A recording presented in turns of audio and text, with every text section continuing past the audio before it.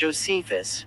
Jewish Antiquities, Book 4, Chapter 8, The Government Settled by Moses. Sections 196 to 198, 223 to 224, 302 to 308, and 315 to 319. The Constitutions of Moses. 4. Accordingly, I shall now first describe this form of government which was agreeable to the dignity and virtue of Moses, and shall thereby inform those that read these antiquities, what our original settlements were, and shall then proceed to the remaining histories. Now those settlements are all still in writing, as he left them, and we shall add nothing by way of ornament, nor anything besides what Moses left us, only we shall so far innovate, as to digest the several kinds of laws into a regular system. For they were by him left in writing as they were accidentally scattered in their delivery, and as he upon inquiry had learned them of God. On which account I have thought it necessary to premise this observation beforehand, lest any of my own countrymen should blame me, as having been guilty of an offense herein. Now part of our Constitution will include the laws that belong to our political state. As for those laws which Moses left concerning our common conversation and intercourse one with another, I have reserved that for a discourse concerning our manner of life, and the occasions of those laws, which I propose to myself, with God's assistance, to write. After I have finished the work I am now upon. 17. Aristocracy, and the way of living under it, is the best constitution, and may you never have any inclination to any other form of government, and may you always love that form, and have the laws for your governors, and govern all your actions according to them. For you need no supreme governor but God. But if you shall desire a king, let him be one of your own nation, let him be always careful of justice and other virtues perpetually, let him submit to the laws, and esteem God's commands to be his highest wisdom, but let him do nothing without the high priest and the votes of the senators. Let him not have a great number of wives, nor pursue after abundance of riches, nor a multitude of horses, whereby he may grow too proud to submit to the laws. And if he effect any such things, let him be restrained, lest he become so potent that his state be inconsistent with your welfare. 44. This was the form of political government which was left us by Moses. Moreover, he had already delivered laws in writing in the 40th year, concerning which we will discourse in another book. But now on the following days he delivered blessings to them, and curses upon those that should not live according to the laws, but should transgress the duties that were determined for them to observe. After this, he read to them a poetic song, which was composed in hexameter verse, and left it to them in the holy book. It contained a prediction of what was to come to pass afterward, agreeably whereto all things have happened all along, and do still happen to us, and wherein he has not at all deviated from the truth.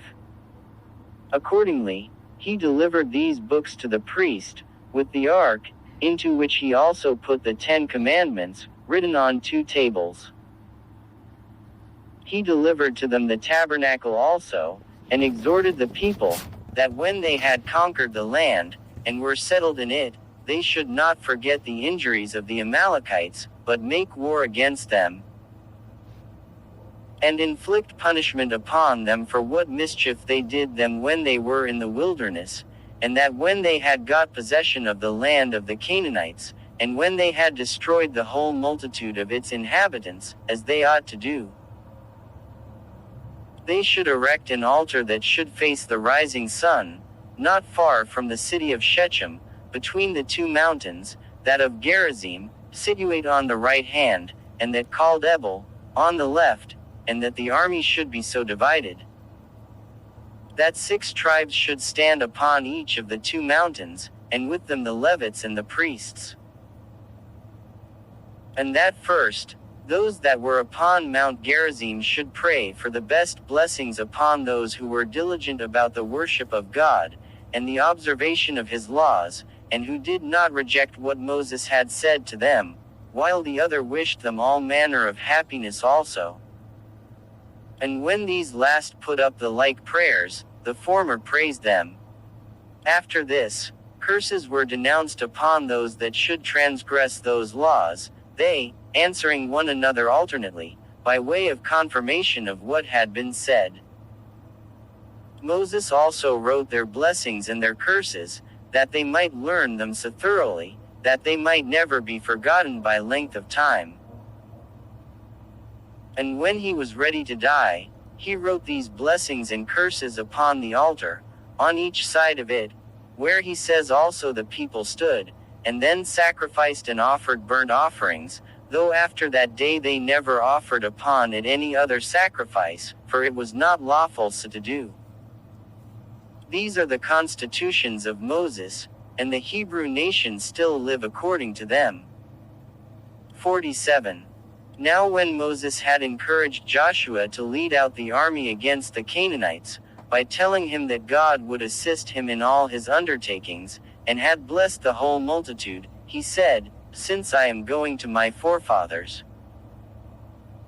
and God has determined that this should be the day of my departure to them, I return him thanks while I am still alive and present with you, for that providence he hath exercised over you, which hath not only delivered us from the miseries we lay under,